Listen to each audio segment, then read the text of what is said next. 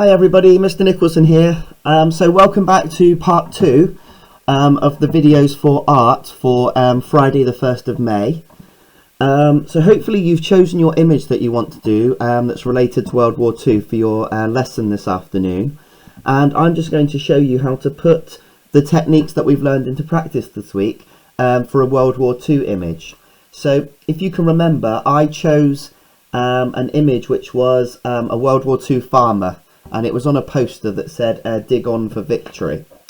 Okay, so I'm just going to save a bit of time, I've just sketched out the ovals in the shape that the farmer was standing in. So he had this arm carrying some cabbages and carrots, so it's kind of bent in there, and then this arm was coming down the side and was holding a basket of potatoes. And then, I don't know if you remember, he had a kind of a pitchfork coming out in this direction here. So the first job, which we practiced on Wednesday, I believe, was to just use your ovals and get the right shape and the right proportion. And then once we've done that, we're adding on the clothes. So we practiced this yesterday, and the next step was to just rub the ovals out so that you could just about see them.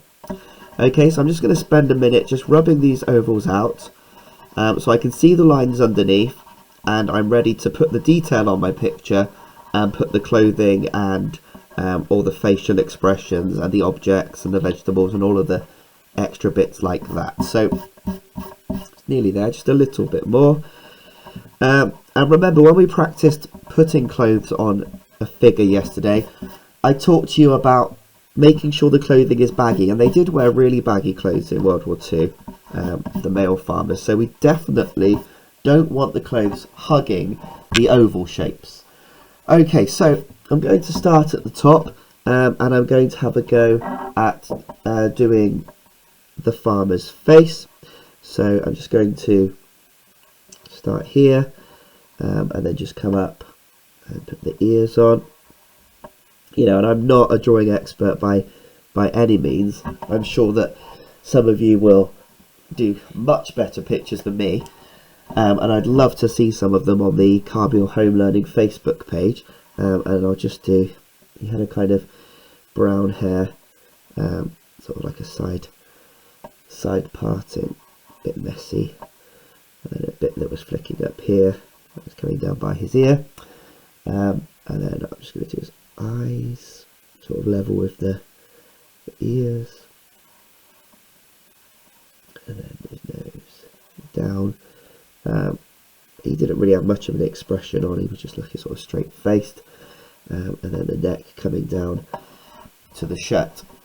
Okay, and then I'll make the ears a little bit bigger actually, and then he had this sort of V-shaped collar on, so I'm just going to add that one next. I'm pressing down quite hard with my sketch pencil, but obviously got a rubber ready, so if I make any mistakes, I can change it and go back and do it again, that's fine. So the collar of the shirt was like that.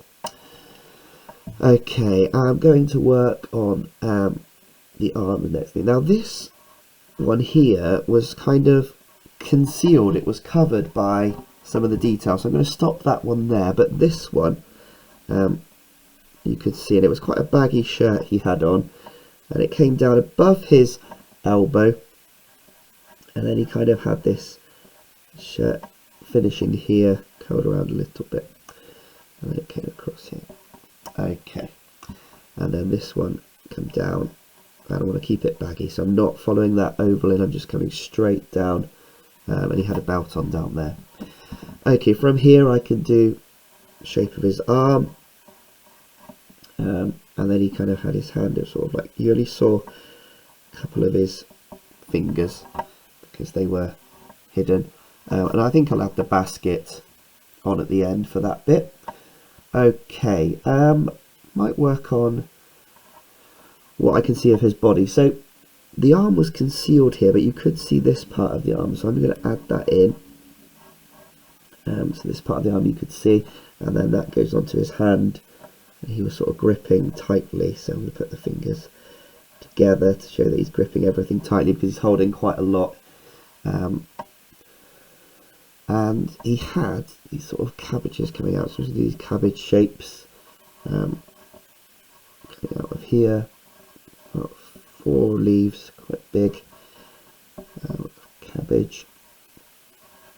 I'll just add some detail onto this. If you've got any colouring pencils, that might be really good today, and you can colour your pictures in at the end. Just add some detail to these cabbages.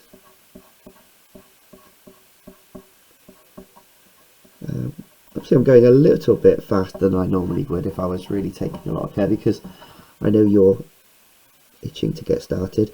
Then we have the leaves at the top of the carrots coming in here, and they kind of came underneath his hands.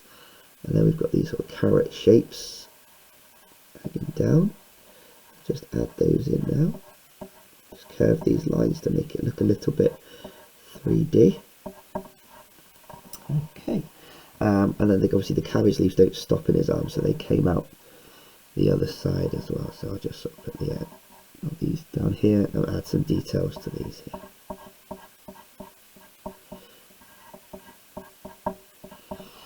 Okay, so he's got lots in his hands, and then he had a sort of pitchfork, and it was very, very hidden. It kind of came in behind there, and then it went up past his shoulder, up to the side of his head, and then, if you remember rightly, it had 4 prongs. So I'll put those in next. 1, 2, 3, 4, and that's quite prominent. So I might just colour that in, sketch that in.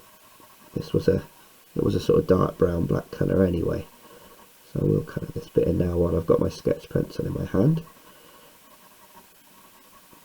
Goodness knows how he manages all this. Okay, I like that. Okay, then they used to wear their trousers quite high in World War II, kind of men, sort of Simon Cowell style. So he had a belt on here, so I'll sketch the belt in. And then he had these baggy, kind of greeny brown sort of trousers on. So I'm just going to bring, and again, I'm not sticking to that oval shape. I am keeping them baggy and just aiming down towards the shoes, and just in between here, and then this one's working down here. And then this part of the trouser here had a bit of a fold at the bottom, and then you could see his socks coming through, but this one didn't, so it just comes to a straight edge there. Okay, that's brilliant. Okay, and there were some creases and things in the trousers, which we can add the details on a bit more later. Okay, then he had the shoe. Here you kind of see the underside of this shoe, and the heel part. So that was a bit, sort of almost feet almost pointing upwards there, and then this one was more to the side. If there's any parts of the drawings that you're finding tricky, you can always change them. You know, you don't have to do the drawing exactly as the image states. You can change it as much as you want. Okay, I'm getting there now. It's looking really, really good. I'm happy with that. Okay, so then in this hand, he had some sort of fruits and vegetables. I think it was mainly some leaves, and then he had mainly sort of potatoes. So just draw this shape in. And then there was a handle coming across here, which I'll make darker so that it brings it to the front, to the foreground, and then I'll just draw the kind of the basket shape, which was kind of going up to the side, his side. I'll just do that cross hatch to show the basket. Yeah, great.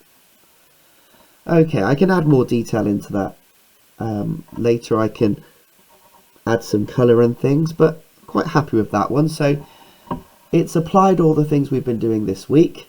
So I started off with my step 1, which was the oval figures. Step 2 was just to rub that one out, just so I could see the proportion underneath.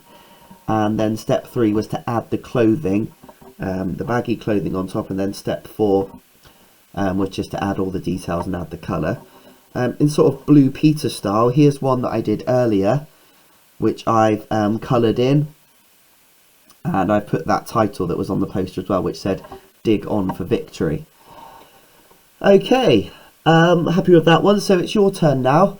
I'd spend about 20-30 minutes having a go once you found your image. Start with the ovals, build it up from there, and as I mentioned before, I'd love to see your pictures on the Facebook page. Really impressed with all the views we've been getting. It's really great that you've been accessing your learning at home. And have a lovely weekend, and you'll hear from me again on Monday. Bye bye everybody.